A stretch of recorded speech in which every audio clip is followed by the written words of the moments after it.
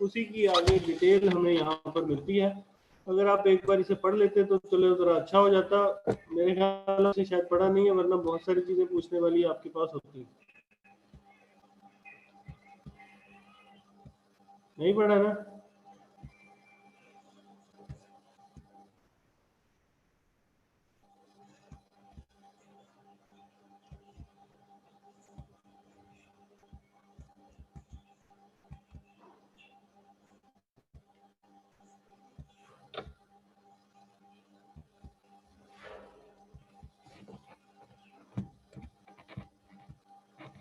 कुछ कंसर्न है इसमें जो बयान किए जा रहे हैं। वो कंसर्न इसमें ये आते हैं इसमें बेसिकली चेंज रिक्वेस्ट के यहाँ पर, चेंज रिक्वेस्ट के यहाँ पर, ये कंसर्न है बेसिकली इसके ना आमतौर पर।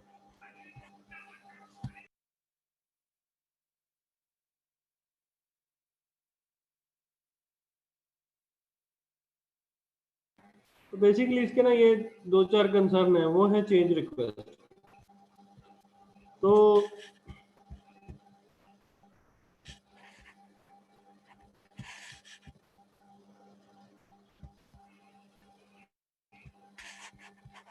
Generic process for requirement engineering, ये उसकी डिटेल है।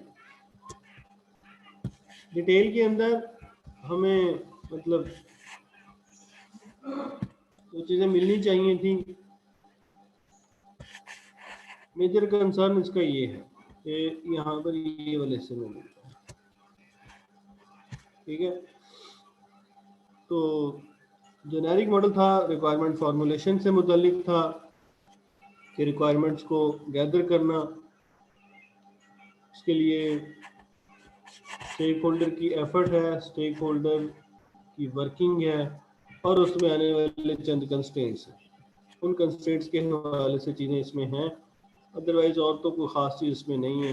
ये टर्मिनोलॉजीज हैं, कुछ चीज़ें इसमें जो आगे वो इस्तेमाल करता है, missing requirement, unclear requirement, to be agreed, to be completed, to be decided, ऐसे टर्मिनोलॉजीज हैं जो आगे यूज़ होंगी।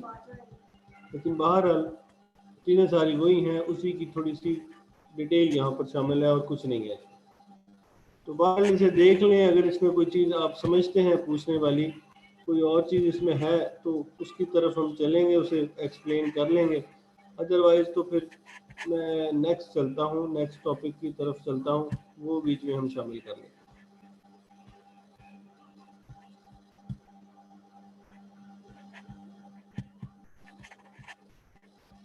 ये बुक आपके व्यू में आ रही है? जी सर आ रही। एबक की बुक जो मैंने अभी डिस्प्ले की है, ये आपको नजर आ रही है?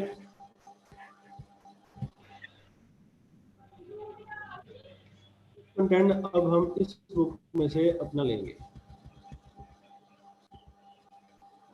ठीक है, जो अगला कंटेंट है हमारा वो हम यहाँ से लेंगे, इस बुक में से। इसका सेकंड चैप्टर है, पेज 19, ये भी मैं आपको दे दूंगा, से हम इसे स्टार्ट करें। उसी मॉडल का कुछ थोड़ा सी एक्सटेंशन, उस मॉडल के अंदर आपने जो चीज़ें देखी, ये आपके सामने नजर आ रहा है, to requirement elicitation as survey of technique approaches and tools. जी सर आ रहा है। तो रिक्वायरमेंट इंजीनियरिंग का वो एक जेनेरिक मॉडल था। उस जेनेरिक मॉडल का बेसिक कंसर्न सिर्फ इतना सा था कि किन रिक्वायरमेंट्स को ऐड किया जा सके, किन को ना ऐड किया जा सके। तो इसके लिए अब यहाँ एक नई टर्मिनोलॉजी इस्तेमाल हो रही है, रिक्वायरमेंट एलिसिटेशन। यानी रिक्वायरमेंट इंजीनियरिंग के अंदर जो रिक्वायरमेंट इंजीनियर का रोल है वो बेसिकली यहाँ पर एक्सप्लेन किया जा रहा है। और वो कंसर्न क्या है? वो कंसर्न ये है कि किस तरह से रिक्वायरमेंट्स डॉक्यूमेंट डेवलप हो, लेकिन उससे पहले हमें क्या कुछ चाहिए। यहाँ पर इस टर्म को जहन में रखिएगा, एलिसिटेशन। दो वर्ड्स आएंगे आगे, एलिसिटेशन का वर्ड भी यूज होगा और गैदरिंग का वर्ड भी यूज होगा। रिक्वायरमेंट्स को बेसिकली यहाँ दो सोर्सेज से लिया जा रहा है। किन किन सोर्सेज से? अगर हम रिक्वायरमेंट्स को किसी एसओपीज या किसी रिटन डॉक्यूमेंट में से लेंगे तो वो गैदरिंग बन जाता है। अगर हम थ्रू इंटरव्यू किसी पार्टिसिपेंट से पूछ कर रिक्वायरमेंट्स निकाल रहे थे तो वो एलिसिटेशन की कैटेगरी में आ जाता है। तो यहाँ रिक्वायरमेंट्स को गैदर करने के लिए चंद अप्रोचेस और टेक्निक्स का जिक्र है, टूल्स वगैरह भी बीच में इस्तेमाल होते हैं, तो वो हम इसमें देखते हैं कि वो क्या है। तो पहले इसमें जो क्वेश्चन आता है वो ये आता है कि what is requirement elicitation. Requirement की एलिसिटेशन क्या है? रिक्वायरमेंट्स को अपने सोर्स से निकालना, अपने सोर्स से कलेक्ट करना, ये एलिसिटेशन का प्रोसेस बन जाता है।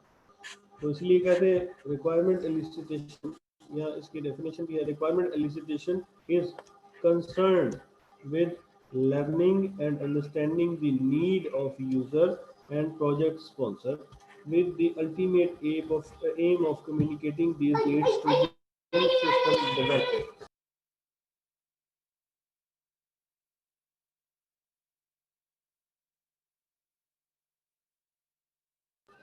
मतलब ये कि रिक्वायरमेंट इंजीनियरिंग का कंसर्न ये है कि हम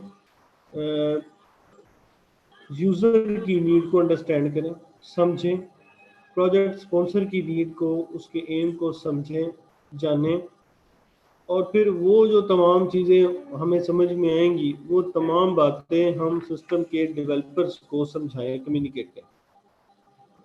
यानी सिर्फ रिक्वायरमेंट्स को खुद ही नहीं समझना, बल्कि समझने के बाद आगे भी कन्वे करना है।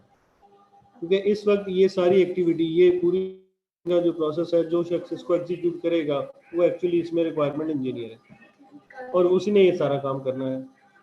तो अगर उससे खुद ही वो चीज़ें समझ नहीं आएंगी तो फिर इसका मतलब है कि वो रिक्वायरमेंट्स को ना सही समझ सका, ना समझा सका। ठीक है, तो इसलिए ये कहा जा रहा है कि हम रिक्वायरमेंट्स को ना सिर्फ समझेंगे बल्कि उसको डॉक्यूमेंट करके कम्युनिकेट भी करेंगे किन के दरमियान, तमाम स्टेक होल्डर्स के दरमियान। इस सारी प्रोसेस को रिक्वायरमेंट एलिसिटेशन का नाम दिया जाता है। अच्छा जी, प्रोसेस ऑफ रिक्वायरमेंट एलिसिटेशन, अगर मैं इसके प्रोसेस की तरफ आऊँ तो 4-5 स्टेप्स हैं इसके। यहाँ से थोड़ा सा इसको देखते हैं। Requirement elicitation process involves a set of activities that must allow for communicating, prioritizing, negotiation and collaboration with all the relevant stakeholders. अगर ये पूछा जाए कि रिक्वायरमेंट एलिसिटेशन का प्रोसेस क्या है तो इसको इन 4 वर्ड्स के अंदर बताया जा सकता है। रिक्वायरमेंट्स को कम्युनिकेट करना, उनको प्रायोरिटाइज करना, उनको निगोशिएट करना। निगोशिएशन के क्या मीनिंग है? निगोशिएशन के मीनिंग यहाँ पर जो आते हैं वो स्टेक होल्डर्स के दरमियान एग्रीमेंट्स हैं। Collaboration with all the relevant stakeholders, जितने भी स्टेक होल्डर्स हैं उन सब के दरमियान कोलैबोरेशन। तो बेसिकली इन 4 वर्ड से इसकी एक डेफिनेशन प्रूफ होती है जिसको हम कहते हैं रिक्वायरमेंट प्रोसेस। लेकिन फिर भी ये इस पूरे प्रोसेस को परफॉर्म करने के लिए हमें कुछ छोटी छोटी एक्टिविटीज़ भी करनी पड़ती हैं। रिक्वायरमेंट एलिसिटेशन का जो प्रोसेस है उसको तकरीबन 4 या 5 डिफरेंट स्टेजेस में डिवाइड किया जाता है। तो स्टेजेस को देखते हैं, वो स्टेजेस कौन कौन सी हैं। नंबर 1, पहली स्टेज इसमें जो आती है, 5 स्टेजेस हैं इसकी। ये understanding the application domain, understanding the application domain which is being concerned at a certain time. इस वक्त जो एप्लीकेशन जिसकी डेवलपमेंट चल रही है उसकी डोमेन को समझना। उसकी डोमेन को समझे बगैर उसकी बेसिक टर्मिनोलॉजी का तो पता नहीं चलेगा कि एक्चुअली क्या बनाया जा रहा है और किस मकसद के लिए बनाया जा रहा है। इसीलिए यहाँ पर थोड़ी सी अगर डिटेल में देखें तो आपको यही समझ में आएगा कि जो एग्जिस्टिंग सिस्टम है उसको समझ लेना वो भी बहुत इंपॉर्टेंट है। उसके बगैर नई रिक्वायरमेंट्स ना तो जनरेट हो सकती हैं, ना ही फिर आगे हम उसको किसी जगह कन्वे कर सकते हैं। So it is very important to understand the application domain for the requirement engineer. एक रिक्वायरमेंट इंजीनियर के लिए ये तमाम चीज़ें अंडरस्टैंड करना ज़रूरी है। It is important when being the process of requirement elicitation to investigate and examine in detail the status of the real world in which the system is being ultimately resides. जिस system के अंदर, जिस infrastructure के अंदर system ने चलना है, actually उस सिस्टम की जो रियल वर्ल्ड के साथ जो उसकी एसोसिएशन है या रियल वर्ल्ड में उसका जो यूज़ है उसका ज़रूर पता होना चाहिए। अगर नहीं पता तो फिर नुकसान क्या होगा? नुकसान ये होगा कि आप जानते ही नहीं है कि वो काम होगा कैसे, तो फिर उसकी रिक्वायरमेंट्स को लिखो। मिसाल के तौर पर अगर मैं ऐसे कहूँ कि एक फाइनेंशियल अकाउंटिंग का कोई सिस्टम बन रहा है, तो फाइनेंशियल अकाउंटिंग की बेसिक टर्मिनोलॉजीज तो कम से कम आपको पता होना जरूरी है। नहीं पता होंगी तो फिर आप उसकी जो टर्म्स हैं उनका मतलब ही नहीं जानते होंगे, तो आप उन चीज़ों को डॉक्यूमेंट करने के काबिल किस तरह से हो सकते, नहीं हो सकते। तो उसके लिए ज़रूरी है, या इसके अलावा कोई और ख़ास डोमेन का कोई सिस्टम है तो उसके लिए भी सेम यही चीज़ आएगी। उसके लिए भी उस डोमेन को अंडरस्टैंड करना ज़रूरी है। अगर वो डोमेन आप नहीं जानते उसके बारे में, उसकी बेसिक टर्मिनोलॉजीज के बारे में नहीं जानते, तो फिर उसको भी डॉक्यूमेंट करना पॉसिबल नहीं है, हम उसको डॉक्यूमेंट करने के काबिल नहीं होंगे। तो इसलिए क्या ज़रूरी है, ज़रूरी ये है कि जो भी रिक्वायरमेंट्स जिनको भी आप कैप्चर करने वाले हैं, आप उस प्रॉब्लम डोमेन को समझते हों, यानी आप उस डोमेन से फेमिलियर हों, ताकि जब आपका स्टेक होल्डर आपको रिक्वायरमेंट्स बयान करके बताए तो आप कम से कम उनके मीनिंग समझते हो कि इसका क्या मीनिंग है या इस टर्मिनोलॉजी के क्या एस्पेक्ट्स हैं, इसकी फिजिबिलिटी स्टडी में भी ये चीज़ें काम देंगी। दूसरे नंबर पर आती है identifying the source of requirement. Stake holder वैसे तो एक बड़ी रिच किस्म की रिक्वायरमेंट एक सोर्स है जिसको लिया जा सकता है, लेकिन यहाँ पर जो चीज़ हमें चाहिए वो ये बनती है कि हमें एक जो है वो एग्जैक्ट सोर्स चाहिए, यानी रेलेवेंट स्टेक होल्डर चाहिए, इररेलेवेंट स्टेक होल्डर नहीं चाहिए। इररेलेवेंट स्टेक होल्डर हमें ज़रूरी वहाँ पर रिक्वायर्ड नहीं होगा। अगर इररेलेवेंट स्टेक होल्डर पाया गया तो फिर इसका मतलब है कि वो जो रिक्वायरमेंट्स हमें देगा वो भी मोस्टली इररेलेवेंट हो। तो identifying the source of requirement, यहाँ दो सोर्सेज हैं, एक स्टेक होल्डर है, एक एग्जिस्टिंग सिस्टम है। अगर मैं आपसे कल ये पूछता हूँ कि how many type of sources of requirement in requirement elicitation process, तो आप इसका जवाब यही देंगे कि इसके दो सोर्सेज हैं। एक तो इसके अंदर स्टेक होल्डर्स हैं, तो स्टेक होल्डर में तकरीबन सभी लोग आ जाते हैं, यूजर्स भी आ जाते हैं, स्पॉन्सर्स भी आ जाते हैं। और इसके अलावा जो दूसरी टर्म निकलती है वो है एग्जिस्टिंग सिस्टम, जो सिस्टम पहले से मौजूद है। तो सिस्टम पहले से मौजूद है, उसका डॉक्यूमेंट भी मौजूद होगा, तो जिस डॉक्यूमेंट के अंदर उसके तमाम मैनुअल्स होंगे या फॉर्म्स होंगे या रिपोर्ट्स होंगी जिसके अंदर उसकी तमाम की तमाम स्पेसिफिकेशंस डिस्क्राइब की जाएंगी। तो चाहिए क्या, we have to identify the source of requirement, the relevant stake holder will be the very rich stake holder for the requirement elicitation process. अगर यहाँ पर हमें एक रेलेवेंट स्टेक होल्डर मिल जाता है और हमें एग्जिस्टिंग सिस्टम का मटेरियल मिल जाता है, तो इट मीन्स कि हमारा एलिसिटेशन का जो प्रोसेस है वो सही बेस पर आगे चल रहा है। क्योंकि मैंने पिछले चैप्टर के अंदर हमने फर्स्ट पेज के ऊपर ही एक एग्जांपल पढ़ी थी। उस एग्जांपल के अंदर उसने सिर्फ एक लाइन लिखी थी, उस लाइन में सिर्फ इतना सा लिखा हुआ था कि I want a system that by which I can improve the efficiency of my department. वहाँ कुछ भी और नहीं लिखा हुआ। तो ये रिक्वायरमेंट की एक तरह की सोर्स है जिसमें ये बयान किया जा रहा है कि हमें क्या चाहिए, हमें किस तरह की चीज़ चाहिए।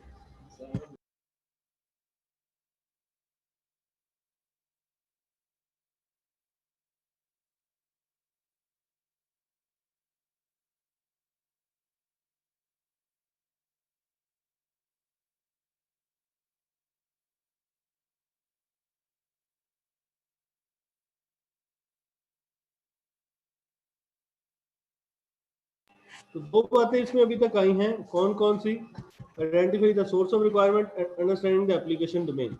इसमें कोई चीज़ पूछने की है वो पूछें, वरना मैं आगे चलूँ।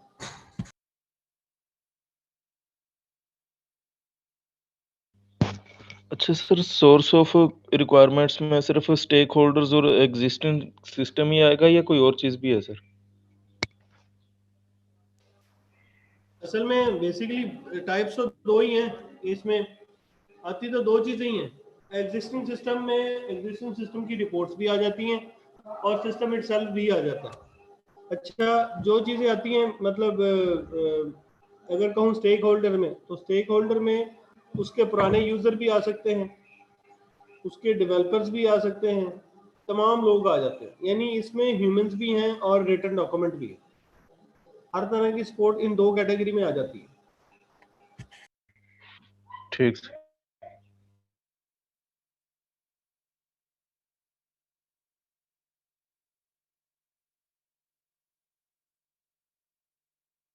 जी चलो आगे। जी सर। नंबर 4 इसमें, नंबर 3 इसमें है analysing the stake holder. Analysing the stake holder, अच्छा इसका क्या मतलब होगा, क्या समझ आती है?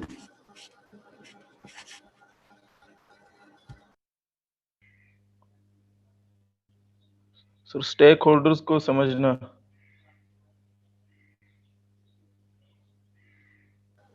कैसे? कैसे? सर एनालाइज करना भी उनकी, उनका काम क्या है, हर स्टेक होल्डर का किस किस डोमेन में क्या क्या काम है सर। ठीक है, लेकिन यहाँ जो कंसर्न है वो एंड यूजर क्या है, एंड यूजर को उसके रियल एनवायरनमेंट में काम करता हुआ देख लें कि वो उस सिस्टम को यूज कैसे कर रहा है, या अपने डेली रूटीन के जो ऑपरेशंस हैं वो अपने ऑफिस में बैठ के करता है, एक सिस्टम को यूज कर रहा है, तो वो कैसे करता है। एक ये चीज़ आ जाती है, ये भी एक तरह की एक टेक्निक है जिसमें हम रिक्वायरमेंट्स करेक्ट करते हैं कि सिर्फ हम बोलते कुछ नहीं है, सिर्फ यूजर से कहते हैं कि आप बैठ के सिस्टम को यूज करें, हम सिर्फ आपको देखेंगे, उसमें देखते हैं कितना कॉम्बिनेशन उस पर आता है, एक चीज को फाइंड करने में वो कितनी देर लगाता है, उसे याद है नहीं याद, सब तमाम के तमाम कंट्रोल किसी तरतीब में है या बगैर तरतीब के हैं, ये भी कुछ पता चल जाएगा। अच्छा, और इसमें ये पता लग सकता है कि स्टेक होल्डर आपसे कम्युनिकेट क्या कर रहा है। मिसाल के तौर पर अगर वो आपकी लैंग्वेज का नहीं है, सेम लैंग्वेज का प्रॉब्लम है, तो फिर आप उसकी मतलब बात को नहीं अंडरस्टैंड कर रहे, तो फिर कम से कम उसका यूज देखें कि उसका यूजेज कैसा है। अच्छा, और दूसरी बात कि अगर वो आपको इंटरव्यू दे रहा है और यहाँ पर आपको तमाम की तमाम चीज़ें जो है वो बोल बोल के एक्सप्लेन कर रहा है, तो उस टाइम पर हम क्या कर सकते हैं, हम उस स्टेक होल्डर को समझने की कोशिश कर सकते हैं, ये देख सकते हैं कि वो हमें क्या बता रहा है, वो जो टर्म्स इस्तेमाल कर रहा है या वो जो सिस्टम के जो है वीकनेसेस एक्सप्लेन कर रहा है, तो वो हमारे लिए बड़ी इंपॉर्टेंट है, क्योंकि वो फाइंड करने में हमें बहुत मेहनत करनी पड़ेगी, लेकिन ये शख्स हमें उसके यूजेज की वजह से बता रहा है क्योंकि वो उसका एंड यूजर है।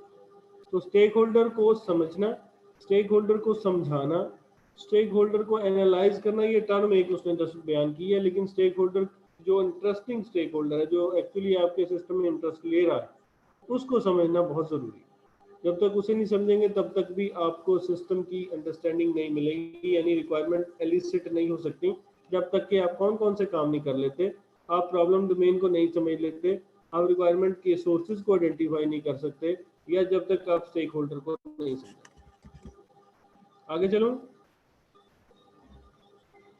Selecting the technique. ये- अब आता है कि आप किस टेक्निक के जरिए से रिक्वायरमेंट्स को एलिसिट करें। मिसाल के तौर पर वो ये बात है कि अगर मैं एक शख्स से रिक्वायरमेंट लेने वाला हूँ, तो एक शख्स से तो मैं इंटरव्यू लेके रिक्वायरमेंट्स को ले सकता हूँ बड़ी आसानी से, मगर अगर मेरे पास ऑडियंस बहुत ज़्यादा है तो फिर मैं उसमें इंटरव्यू तो नहीं कंडक्ट कर सकता, उसमें थोड़ा सा टाइम ज़्यादा लगेगा, तो मुझे कोई और मेथड अडॉप्ट कर लेना चाहिए जिससे मैं रिक्वायरमेंट्स की एलिसिटेशन कर सकता हूँ।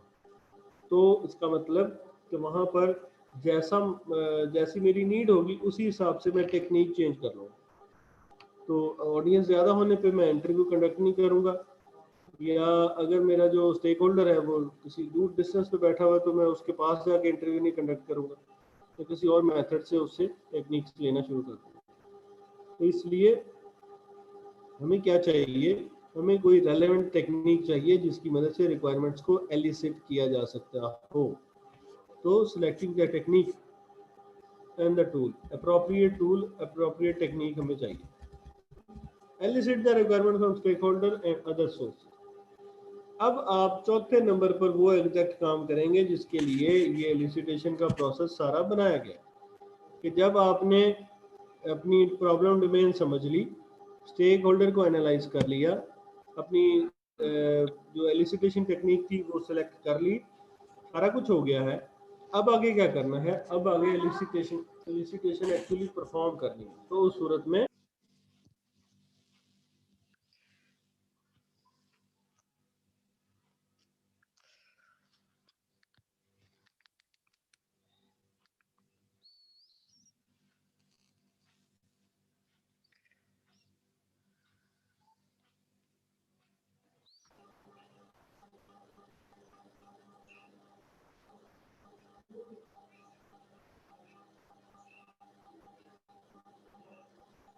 हेलो,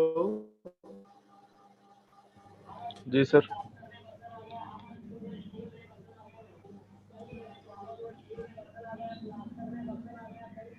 जी बेटा, है कोई क्वेश्चन? चलूँ आगे? चलें सर आगे। ठीक है। अगला है, इसमें कंसर्न वो आता है कि एक रिक्वायरमेंट इंजीनियर का रोल क्या है, एलिसिटेशन के दौरान इसका रोल क्या है। तो रोल बताने से पहले मैं ये बता दूं कि डिपेंड करता है दो तीन बातों पर कि प्रोजेक्ट क्या है, जो लोग हैं वो कौन हैं, प्रोजेक्ट का कॉन्टेक्स्ट क्या है, प्रोजेक्ट की ऑर्गेनाइजेशन क्या है, क्या रिस्पॉन्सिबिलिटीज़ हैं। तो सबसे पहली रिस्पॉन्सिबिलिटी जो एक रिक्वायरमेंट इंजीनियर की है वो ये कि वो फैसिलिटेट करेगा, यानी वो फैसिलिटेटर का रोल प्ले करेगा। फैसिलिटेटर किस लिए होगा कि वो आपको, लेट्स सपोज कि आप यूज़र हैं, तो आपको रिक्वायरमेंट सही तरीके से एक्सप्लेन करने में हेल्प करेगा, आपकी बात को समझने की कोशिश करेगा। अगर आप कुछ मतलब बताने में कुछ कमियां रह गई हैं तो वो बोल के आपको चीज़ों को काउंटर चेक करवाने की कोशिश करेगा। तो मीनवाइल हम ये कह सकते हैं कि वो तमाम स्टेक होल्डर्स के लिए एक फैसिलिटेटर का रोल प्ले करता है, ताकि रिक्वायरमेंट्स एलिसिट भी हों और प्रॉपरली उनको नेगोशिएट भी किया जा सकता हो। और इसके अलावा क्या काम कर सकता है, और इसके अलावा अगर कोई काम उसके लिए है तो वो है, वो बेसिकली यहाँ एक एनालिस्ट का रोल भी प्ले करता है। ये एनालिस्ट क्या करता है, ये एनालिस्ट, अगर आप कोई रिक्वायरमेंट यहाँ फिजिबल नहीं है, एक्सप्लेन आपने की लेकिन वो एक्चुअली फिजिबल नहीं है, डूएबल नहीं है, सिस्टम के अंदर उसको शामिल ही नहीं किया जा सकता with in time, with in cost, किसी वजह से भी, तो वहाँ पर वो फौरन से आपको बताएगा कि ये काम डूएबल नहीं है, इन तमाम सर्कमस्टांसिस के अंदर अंदर ये काम पॉसिबल नहीं है। तो वो आपको वहाँ पर बता देगा कि ये डूएबल है और नॉट डूएबल। ठीक है। दूसरा इसमें रोल एक वो, मीडिएटर का रोल का क्या मतलब कि वो यहाँ पर रिक्वायरमेंट्स को, चूंकि एलिसिटेशन के बाद हम प्रोसेस भी प्रायोरिटाइज भी।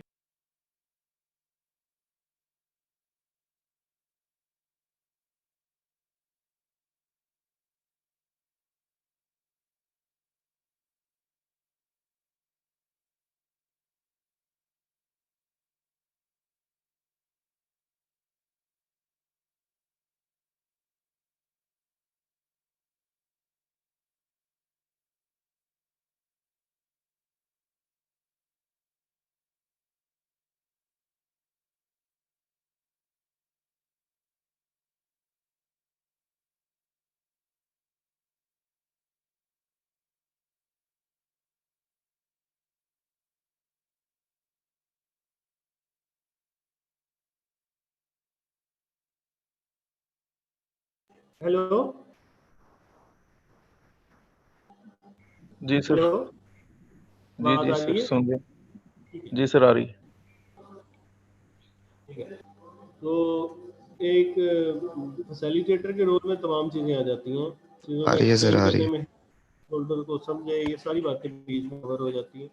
तो बेसिकली इस रिक्वायरमेंट इंजीनियर का ये रोल है। आप यूं कह लें कि अगर चीज़ों पर जोर क्यों दिया जा रहा है, क्वेश्चन यहाँ पे आपका होना चाहिए था कि इन बातों पे इतना जोर क्यों दिया जा रहा है। क्यों? क्योंकि वही बात, फेलियर के रीजंस देखे थे, सॉफ्टवेयर के फेलियर रीजंस देखे थे, उसमें सबसे बड़ी जो रीज़न बताई जा रही थी वो इनकम्प्लीट रिक्वायरमेंट्स की थी। शुरू शुरू वाले चैप्टर की बात कर रहा हूँ, उसमें सबसे बड़ी जो परसेंटेज बताई जा रही थी जिसमें सॉफ्टवेयर के फेलियर की रीजन एक्सप्लेन होती, उसमें इन रिक्वायरमेंट्स थी। तो अगर यहाँ पर कोई रिक्वायरमेंट इस वक्त इस लेवल पर ऐड होना रह गई और आपने उसको ऐड ना किया तो क्या हो जाएगा? तो नुकसान ये होगा कि उसको हम सिस्टम में डेवलप नहीं कर सकेंगे, और अगर उसको डेवलप नहीं कर सकेंगे तो फिर उसका नुकसान ये आ जाता है कि वो फर्दर आगे डेवलपमेंट में नहीं जाती, तो टेस्टिंग के टाइम पर वो इग्नोर हो जाएगी। और अगर उस टाइम पर हमने नई रिक्वायरमेंट्स ऐड करना शुरू कर दी तो इट मीन्स कि हम अपने सिस्टम की कॉस्ट को खातिर बढ़ा रहे हैं। ये याद रखिएगा कि इस फेज में अगर नई रिक्वायरमेंट्स ऐड हो जाएं तो कॉस्ट पे कोई फर्क नहीं पड़ता, लेकिन अगर डेवलपमेंट के बाद नई रिक्वायरमेंट्स ऐड करना शुरू कर दें तो फिर जो डेवलपमेंट कॉस्ट है वो तकरीबन जो है राउंड अबाउट एस्टिमेट लगाते हैं वैसे डिफरेंट रिक्वायरमेंट इंजीनियर्स वो ये कहते हैं कि वो इससे कई गुना ज़्यादा कॉस्टली हो जाती है। कुछ लोग इसमें कहते हैं 60 टाइम्स वो जो है वो इससे ज़्यादा महंगी हो जाएगी, ज़्यादा उस पर एक्सपेंसेस भी लगेंगे, टाइम भी लगेगा, सब कुछ लगेगा, एफर्ट भी लगेगी। तो बेहतर है कि इस वक्त इस स्टेज के अंदर नई रिक्वायरमेंट्स को ऐड करें, ना कि हम डेवलपमेंट के बाद जब टेस्टिंग करना शुरू कर दें तो उस टाइम पर रिक्वायरमेंट्स को ऐड करना शुरू करें। और दूसरी बात याद रखिएगा, जो टेस्टिंग इसमें होती है वो उन रिक्वायरमेंट्स की ही होती है जो रिक्वायरमेंट डॉक्यूमेंट में एक्सप्लेन्ड होते हैं। अगर वो रिक्वायरमेंट डॉक्यूमेंट में एक्सप्लेन नहीं है तो टेस्टिंग के टाइम पर उनको टेस्ट भी नहीं किया जाता।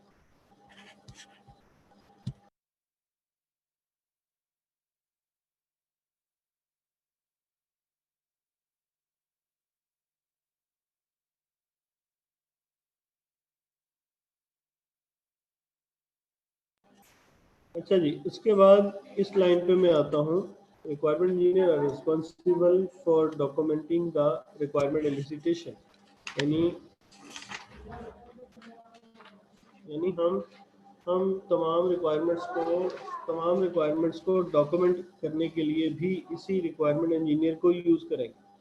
तो डॉक्यूमेंटेशन मैंने आपसे पहले कहा था शुरू में कि हम यहाँ सिर्फ रिक्वायरमेंट्स को कलेक्ट ही नहीं करेंगे, बल्कि इसके साथ साथ इसका डिज़ाइन डॉक्यूमेंट भी बनता है।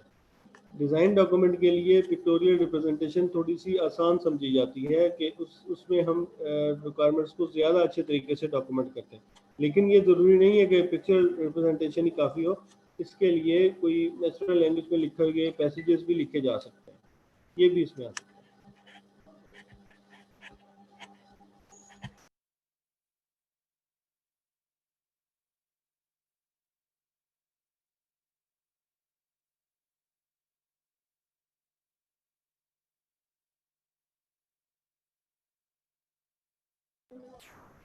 ये लास्ट पैसेज आपके व्यू में आ रहा होगा, यहाँ ये वाला, इसको ज़रा एक दफ़ा से रीड कर लें, फिर मैं आगे चलता हूँ।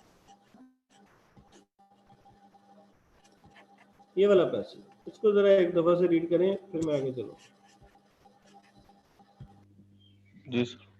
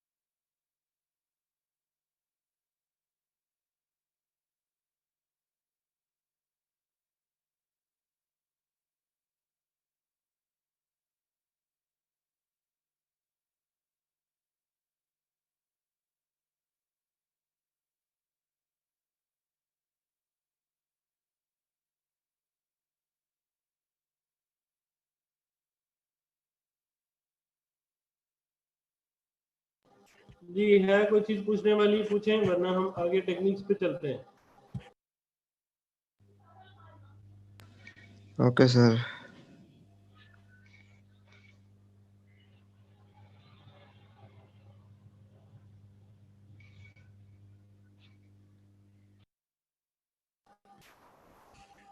What is a technique? A technique is a way of doing something or a practical method applied to some particular task. On the other hand, what is the approach? Approach, on the other hand, is a systematic arrangement, usually in steps of idea or action intended to deal with the problem or the solution. दो बातें कि technique क्या है, किसी चीज़ को practically किसी applied method के ज़रिए से आप कर रहे हैं, जबकि इसके मुकाबले में अप्रोच क्या है? अप्रोच स्टेप बाय स्टेप होने वाला काम है। तो बेसिकली इसमें दोनों चीज़ें आ जाती हैं। यहाँ पर कुछ एलिसिटेशन के जो मेथड हैं वो टेक्निक्स हैं, वो टेक्निक की मतलब उसमें कैटेगरी में आ जाती हैं। ठीक है, किसी चीज़ को प्रैक्टिकली परफॉर्म करना है तो अप्रोचेज तकरीबन सेम ही मीनिंग है, इसलिए अप्रोचेज और टेक्निक्स दोनों इस्तेमाल कर लिए, लेकिन मेथड अलग है। ये याद रखिएगा, यहाँ पर वर्ड जो मेथड का मैं बोलूँगा तो मेथड कुछ और इसमें आ जाएंगे, वो मेथड आगे चल के फिर हम बताएंगे कि इसमें मेथड आगे कौन कौन से आते हैं। तो बड़ा फेमस इसमें जो टेक्निक आती है रिक्वायरमेंट एलिसिटेशन के लिए, वो क्या है, वो इंटरव्यू। मतलब इंटरव्यू का क्या मतलब है कि हम किसी से जाकर क्वेश्चंस पूछते हैं। आप लोगों ने टीवी के ऊपर कुछ इंटरव्यूज देखे होंगे आज तक, तो वो इंटरव्यू बेसिकली दो तरह के होते हैं, एक प्लान्ड है और एक जो है वो अनप्लान्ड। ठीक है, प्लान के अंदर हम क्वेश्चंस पहले से सोच के लिख के जाते हैं और वही क्वेश्चन उसी सीक्वेंस के साथ पूछते हैं, उसके अलावा कुछ भी एक्स्ट्रा नहीं पूछते और फिर अपने इंटरव्यू को ख़त्म करते हैं। अच्छा, अनप्लान्ड को क्या कहते हैं? अनप्लान्ड में ये होता है हमें ये पता होता है कि हमें इस किस्म का इंटरव्यू करना है, लेकिन ये नहीं पता कि एग्जैक्ट क्वेश्चन क्या है, तो वो आंसर्स में से आगे फिर फर्दर क्वेश्चंस निकलना शुरू हो जाते हैं। यानी इंटरव्यूअर जो है वो इंटरव्यू के जो आंसर्स आते हैं उसी में से क्वेश्चंस बना बना के दोबारा से दोबारा पूछना शुरू कर देता है। उसको कहते हैं ये अनस्ट्रक्चर्ड है, या इसको कहते हैं कि ये अनप्लान्ड है। तो उसको दूसरे अल्फाज में ओपन एंडेड इंटरव्यू भी कहा जाता है। तो बेसिकली दो टाइप्स हैं, एक क्लोज एंडेड और एक ओपन एंडेड इंटरव्यू।